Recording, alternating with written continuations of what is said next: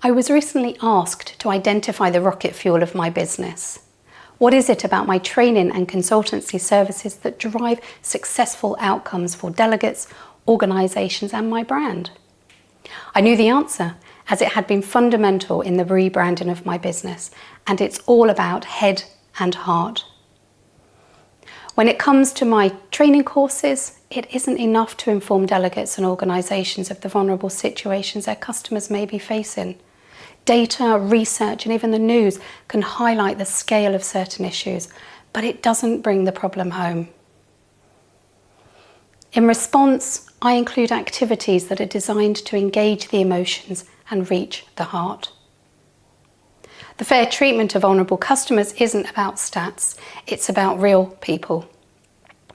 People we pass on the street, people we serve in our workplaces, our family and friends, and even ourselves. I draw on the lived experiences of real individuals to help delegates connect with reality. I actively create a safe environment where people feel able to share customer scenarios or even their own lived experiences. This is my approach because I believe that when we engage in learning with both our head and heart, we view things differently. We can't prevent grief, dementia, the rising cost of living, debt, abuse, illness, and the many other drivers of vulnerability.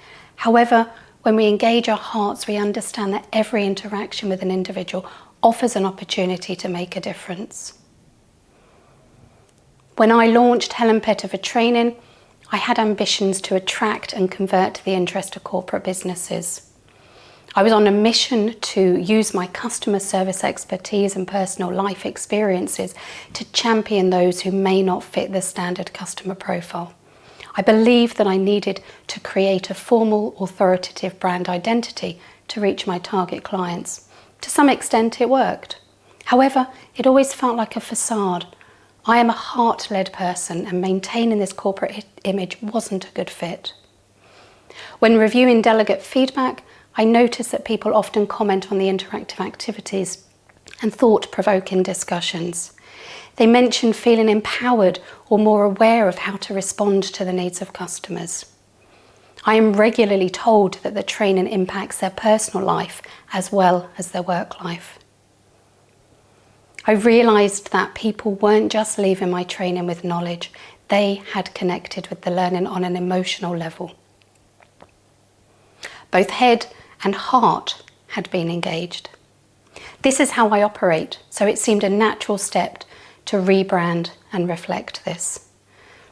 Whether you have participated in my training or not, the message I'd like you to take away is this. Think about your vulnerable customers with your head and heart. Customers are not statistics. They are individuals who can benefit from your support. An interaction where they are listened to, treated with kindness and given the most appropriate help for their needs is not much to ask. It may not solve their problems, but it can help them to build resilience. We all want to be treated with respect.